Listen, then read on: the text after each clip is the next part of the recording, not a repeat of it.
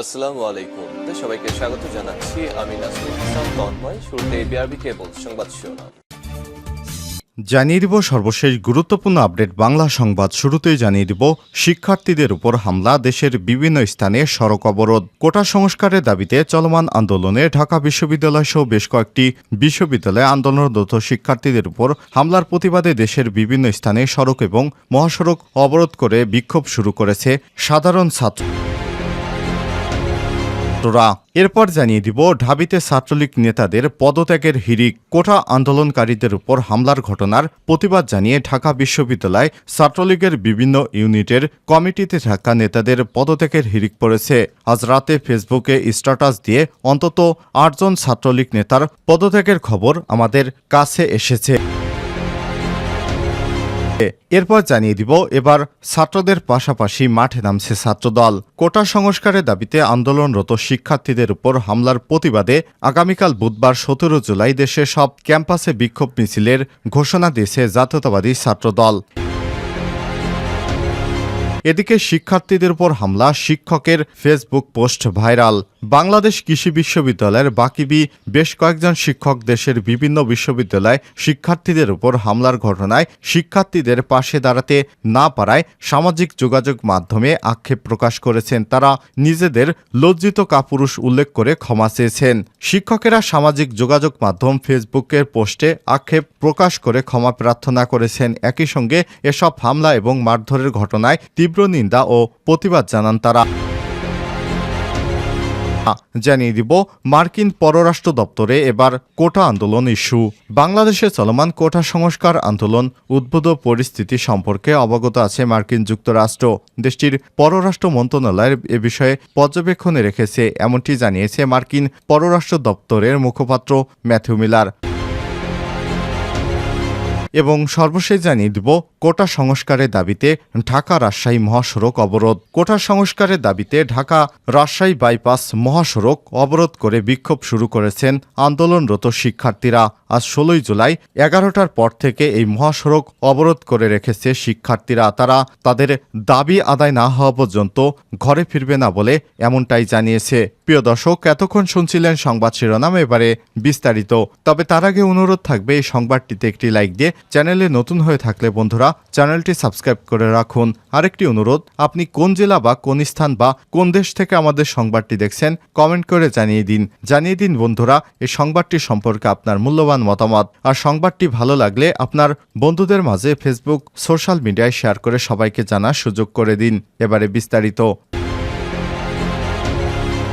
শিক্ষার্থীদের উপর হামলা, দেশের বিভিন্ন স্থানে সড়ক অবরোধ। কোটা সংস্কারের দাবিতে চলমান আন্দোলনে ঢাকা বিশ্ববিদ্যালয় সহ বেশ কয়েকটি বিশ্ববিদ্যালয়ে আন্দোলনরত শিক্ষার্থীদের উপর হামলার প্রতিবাদে দেশের বিভিন্ন সড়ক এবং মহাসড়ক অবরোধ করে বিক্ষোভ শুরু করেছেন তারা। মঙ্গলবার ১৬ জুলাই সকালে বিভিন্ন সড়ক মহাসড়ক অবরোধ করে বিক্ষোভ করেছে আন্দোলনরত শিক্ষার্থীরা। সারা দেশে কালবেলার প্রতিনিধিদের পাঠানো তথ্য অনুযায়ী এসব খবর পাওয়া গেছে। কোটা সংস্কার এবং শিক্ষার্থীদের উপর ছাত্রলীগের হামলার প্রতিবাদে ঢাকা চট্টগ্রাম মহাসড়কের কুমিরা এলাকায় অবরোধ করেছে আন্তর্জাতিক ইসলামী বিশ্ববিদ্যালয় চট্টগ্রামের শিক্ষার্থীরা।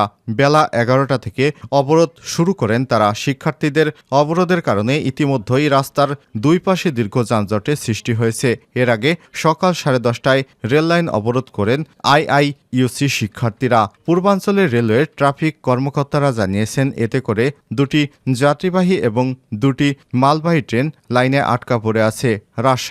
রাজশাহীর খড়খড়ি বাইপাস এলাকায় অবস্থিত বরেন্দ্র বিশ্ববিদ্যালয়ের সামনে ঢাকা রাজশাহী বাইপাস মহাসড়ক অবরোধ করে বিক্ষোভ করছেন কোটা আন্দোলনরত সাধারণ শিক্ষার্থীরা। সকাল 10টার পর থেকে তারা এই মহাসড়ক অবরোধ করেন।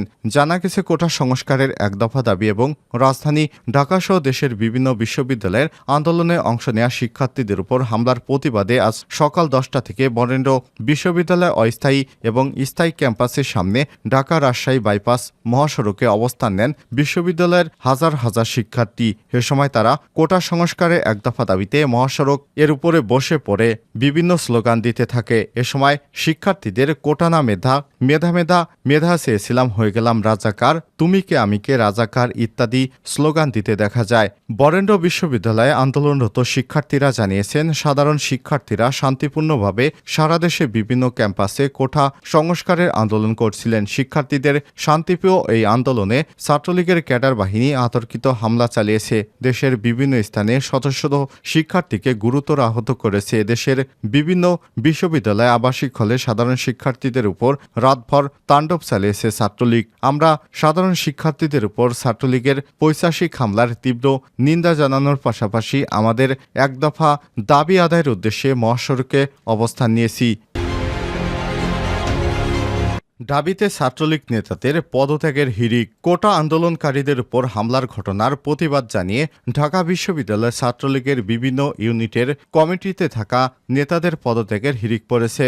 পদত্যাগকারীরা হলেন সামাজিক বিজ্ঞান অনুষদ শাখা ছাত্রলীগের সহসভাপতি নুরুল ইসলাম হৃদয়, একই অনুষদের বিষয়ক উপ সম্পাদক জেবা সাইমা, সার্জেন্ট জহুরুল হক হল ছাত্রলীগের সহসভাপতি ওয়াসিফ, জাতির জনক বঙ্গবন্ধু শেখ মুজিবুর রহমান হল ছাত্রলীগের সহসভাপতি হাসিবুল হাসান হাসিব, শামসুন্নাহার হল ছাত্রলীগের উপ পাঠাগার সম্পাদক ইশরাত জাহান সুমা, বিজয় ৭১ হল শাখার গ্রন্থনা এবং প্রকাশনা উপসম্পাদক শাখা শাহ সাকিব সাদমান প্রান্ত, বাংলাদেশ কুয়েত মৈত্রী হলের অর্থ সম্পাদক জোয়েনা আলম মুন এবং একই হলের আইন সম্পাদক সিরাজাম মনিরা তিশা। মোহাম্মদ নুরুল ইসলাম হৃদয় ফেসবুক পোস্টে লিখেছেন, সামাজিক বিজ্ঞান অনুষদ শাখা ছাত্রলীগ ঢাকা বিশ্ববিদ্যালয় থেকে সজ্ঞানে অব্যাহতি নিচ্ছি।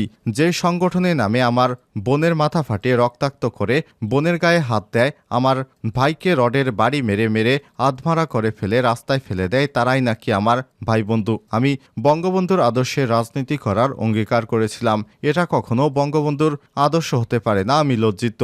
জোয়েনা আলম মুন বলেন, ছাত্রলীগকে ন্যায়ের কাণ্ডারি ভেবে ছাত্রলীগ করতাম, কিন্তু এখন এই সংগঠনের সাথে নিজের সম্পৃক্ততা ছিল এটাও মনে করলে আমার রক্তাক্ত বন্ধুবান্ধবী সিনিয়র জুনিয়রদের চেহারা মনে পড়ে, তাই স্বেচ্ছায় সজ্ঞানে পদত্যাগ করছি। ওয়াসিক বলেন, ছাত্রলীগের সকল কর্মকাণ্ড থেকে নিজেকে অব্যাহতি ঘোষণা করলাম। তারা আমাদের ব্যবহার করে আমাদের বাবা মায়ের পেটে লাথি মারছে। এখন গত ৩ দিন ধরে আন্দোলনে থাকায় অনেক হুমকি পেয়েছি, সুতরাং আজকে বিদায় নিলাম কলুষিত এই সংগঠনকে।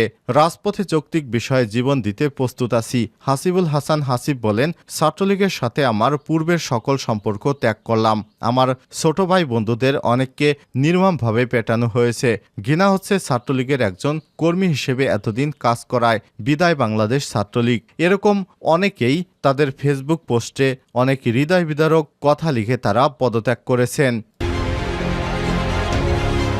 এবার মাঠে নামছে ছাত্রদল। কোটা সংস্কারের দাবিতে আন্দোলনরত শিক্ষার্থীদের উপর হামলার প্রতিবাদে বুধবার ১৭ জুলাই দেশের সব ক্যাম্পাসে বিক্ষোভ মিছিলের ঘোষণা দিয়েছে জাতীয়তাবাদী ছাত্রদল। মঙ্গলবার ১৬ জুলাই নয়াপল্টনের সাময়িক বিষয় নিয়ে সংবাদ সম্মেলনে সব কথা বলেন ছাত্রদলের নেতারা।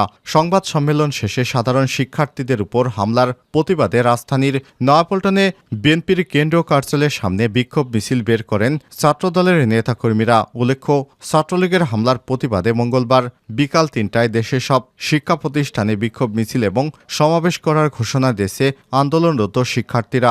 সোমবার ১৫ জুলাই রাত ৯টার পর দোয়েল চত্বরে বৈষম্য বিরোধী ছাত্র আন্দোলন প্ল্যাটফর্মের অন্যতম সমন্বয়ক নাহিদুল ইসলাম এই কর্মসূচি ঘোষণা করেন। এরপর কোটা বাতিল না হলে সারা দেশে অবরোধ কর্মসূচি ঘোষণা করা হবে বলেও জানান তিনি। নাহিদ বলেন, পরিকল্পিতভাবে বহিরাগতদের এনে আমাদের উপর হামলা চালানো হয়েছে। বিশ্ববিদ্যালয়ের প্রক্টর থাকার পরও বহিরাগতরা কিভাবে হামলা করে? শিক্ষকের ফেসবুক পোস্ট ভাইরাল। বাংলাদেশ কৃষি বিশ্ববিদ্যালয়ের বেশ কয়েকজন শিক্ষক বিভিন্ন বিশ্ববিদ্যালয়ের শিক্ষার্থীদের উপর হামলার ঘটনায় শিক্ষার্থীদের পাশে দাঁড়াতে না পারায় সামাজিক যোগাযোগ মাধ্যমে আক্ষেপ প্রকাশ করেছেন। নিজেদের লজ্জিত কাপুরুষ উল্লেখ করে ক্ষমা চেয়েছেন। শিক্ষকেরা সামাজিক যোগাযোগ মাধ্যমে ফেসবুকের পোস্টে আক্ষেপ প্রকাশ করে ক্ষমা প্রার্থনা করেছেন।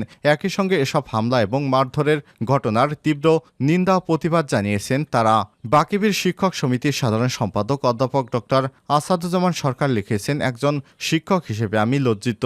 তোমাদের পাশে থাকার মতো ক্ষমতা আমার নেই। তোমরা আমায় ক্ষমা করে দিও।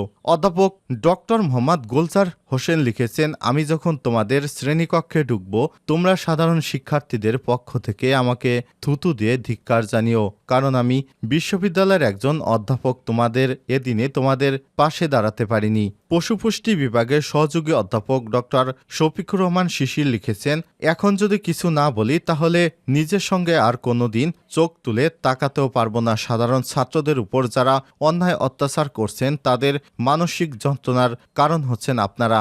আমি ধিক্কার জানাই হে আমার প্রাণের প্রিয় ছাত্রছাত্রী, যখন তোমাদের পাশে থাকার প্রয়োজন ছিল তখন আমি কাপুরুষের মতো নিশ্চুপ ছিলাম। আমি সর্বোচ্চ ধিক্কার জানাই আমার প্রতি। আল্লাহ আমাকে ক্ষমা করুন এবং তোমাদের সদা সাহায্য করুন অন্যায় ও জুলুম প্রতিহত করতে। কৃষিতত্ত্ব বিভাগের অধ্যাপক ডক্টর মোহাম্মদ পারভেজ সানোয়ার লিখেছেন, শিক্ষক হিসেবে আমি সম্পূর্ণ ব্যর্থ, মানুষ হিসেবে স্বার্থপর আর ব্যক্তি হিসেবে কাপুরুষ। আমি আসলে একজন উচ্চশিক্ষিত অমানুষ। ফার্মোলজি বিভাগের অধ্যাপক ডক্টর মাহমুদুল হাসান শিকদার লিখেছেন, আমি লজ্জিত, ব্যর্থ শিক্ষক, আমি ব্যর্থ জনম এ আমার। অ্যানাটমি অ্যান্ড হিস্টোলজি বিভাগের সহযোগী অধ্যাপক ডক্টর নাজমুল হাসান সিদ্দিকী লিখেছেন, শিক্ষার্থীদের ঝরছে রক্ত, আমি লজ্জিত, বাকরুদ্ধ, আমি কিছুই করতে পারলাম না, আমাকে ক্ষমা করে দিও।